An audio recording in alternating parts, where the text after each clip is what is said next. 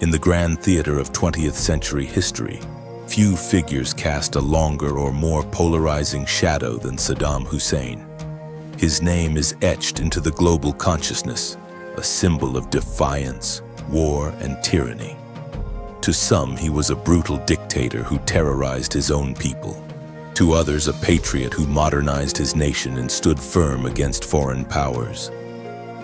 He was a man of staggering contradictions, an architect of progress who built on a foundation of terror, a secular modernizer who ruled with pre-modern brutality. The story of Saddam Hussein is the story of Iraq in a century of turmoil, a story of ambition, power, oil, and blood. To understand the man, we must first journey to the unforgiving landscape that forged him. His story begins not in a palace, but in a humble mud brick house in the village of Al-Awja on April 28, 1937. From his first breath, life was shrouded in tragedy. He would never know his father, who disappeared before his birth, and his older brother died of cancer shortly thereafter. His mother, consumed by grief, initially rejected him. He was sent to live with his uncle, but was soon brought back to a home dominated by a cruel and abusive stepfather.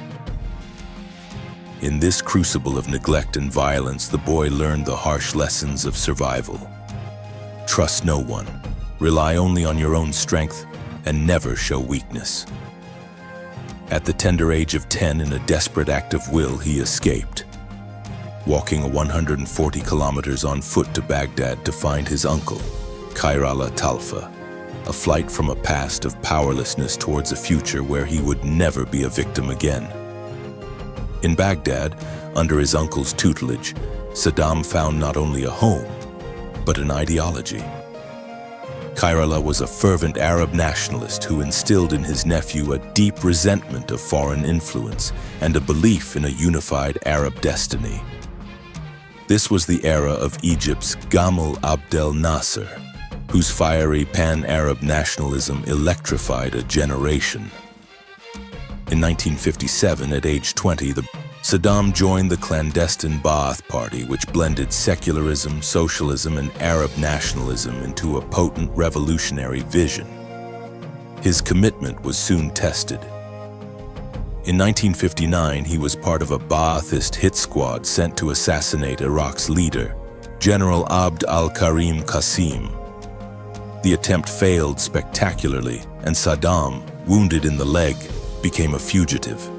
His dramatic escape through the desert to Syria and then to exile in Cairo became the foundation of his personal myth, a man of action, daring, and unwavering loyalty to the cause. He returned to Iraq after the Ba'ath Party seized power, and in 1968 he was a key figure in a coup that installed his relative, Ahmed Hassan al-Bakr, as president. As vice chairman of the Revolutionary Command Council, Saddam was officially the number 2 man, but he was the true engine of the regime. While the aging al-Bakr was the public face, Saddam was its iron fist, methodically consolidating his power over the next decade. He became the undisputed strongman long before he held the top title. On July 16, 1979, he formally took power as president. His first act was a chilling, televised purge of the Ba'ath Party leadership. He calmly read out the names of alleged conspirators who were dragged from the room to their deaths. The message was unmistakable. His rule would be one of absolute loyalty, enforced by absolute terror. Saddam's reign was a study in duality. On one hand, he was the architect of modern Iraq. He nationalized the country's oil industry in 1972, seizing control from Western corporations and using the vast revenues to fund a sweeping modernization program. He launched a nationwide literacy campaign so successful it won an award from UNESCO. He built a free, universal healthcare system that was the envy of the Middle East, and constructed a modern infrastructure of roads, bridges, and power grids that brought electricity to remote villages for the first time. For many ordinary Iraqis, the standard of living rose dramatically, but this progress was built on a foundation of fear. While one hand was building, the other was tightening its grip. Saddam created a sprawling and ruthless security apparatus. Iraq became a police state where informants were everywhere and dissent was not tolerated. Any perceived threat was met with arrest, torture, and execution. He brutally suppressed all opposition, cementing his power through a pervasive culture of fear that haunted every aspect of Iraqi life. With absolute power secured at home, Saddam looked to project his influence abroad. In 1980, fearing the spread of Iran's Islamic Revolution into Iraq's Shia majority, he launched a full-scale invasion of his neighbor, expecting a swift victory. Instead, he ignited a brutal 8-year war of attrition. The conflict cost an estimated 1 million lives, devastated both economies, and saw the horrific use of chemical weapons. During the war, he turned this same brutality against Iraq's own Kurdish population, whom he accused of siding with Iran. He initiated Al-Anfal, a genocidal campaign of mass executions and forced relocations. Its most infamous moment was the chemical attack on the Kurdish town of Al-Awja in 1988, which killed 5,000 civilians in a single day. The war with Iran ended in a bloody stalemate, leaving Iraq with a massive army but crippled by debt.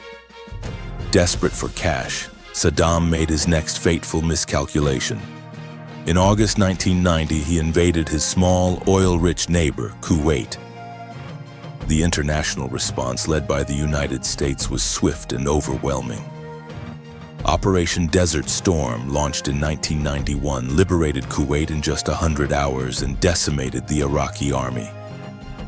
Saddam remained in power, but Iraq became a pariah state, crushed by over a decade of crippling UN sanctions. The healthcare and infrastructure he had built collapsed, and the Iraqi people were plunged into poverty and isolation. The world changed on September 11, 2001. In the aftermath, the United States, under President George W. Bush, identified Saddam's regime as a grave threat, accusing it of possessing weapons of mass destruction and having ties to terrorism. Despite the failure of UN inspectors to find any such weapons, a US-led coalition invaded Iraq in March 2003. The shock and awe campaign quickly overwhelmed his forces, and within 3 weeks, Baghdad had fallen. Saddam's rule was over.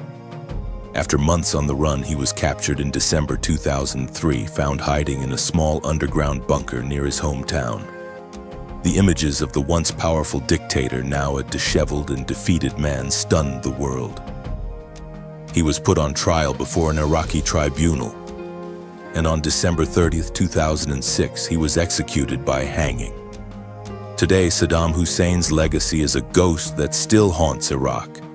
The invasion that removed him from power unleashed years of sectarian violence and chaos, creating a power vacuum that gave rise to extremist groups like ISIS. For the countless victims of his regime, the Kurds, the Shia, and all those who suffered in his prisons, he remains a symbol of unimaginable cruelty. Yet for some Iraqis, a bitter nostalgia has taken root. Amidst the instability that followed his fall, they remember his era not for its terror but for its order, its secularism, and a sense of national pride that has since been lost. He was the builder and the destroyer, the patriot and the pariah, a figure of profound contradictions whose dark shadow continues to stretch across the sands of a fractured and tragic land.